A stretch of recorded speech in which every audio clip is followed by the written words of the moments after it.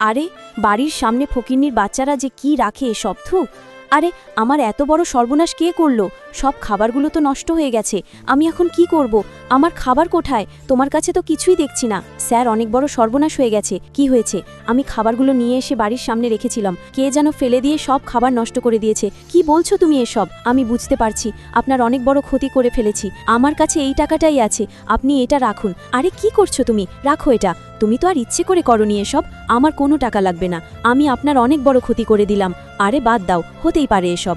আরে কোথায় যাচ্ছ? দাঁড়াও, এই টাকাটা তুমি রাখো। না স্যার, এই টাকা আমি নিতে পারবো না।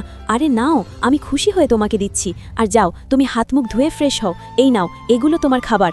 আপনাকে অনেক ধন্যবাদ স্যার, আমি আপনার এই ঋণ কখনো শোধ করতে পারবো না। আপনার মতো মানুষ এই পৃথিবীতে পাওয়া খুব ভাগ্যের ব্যাপার। আচ্ছা, তোমার চ্যানেলে কতগুলো লাইক সাবস্ক্রাইব আছে?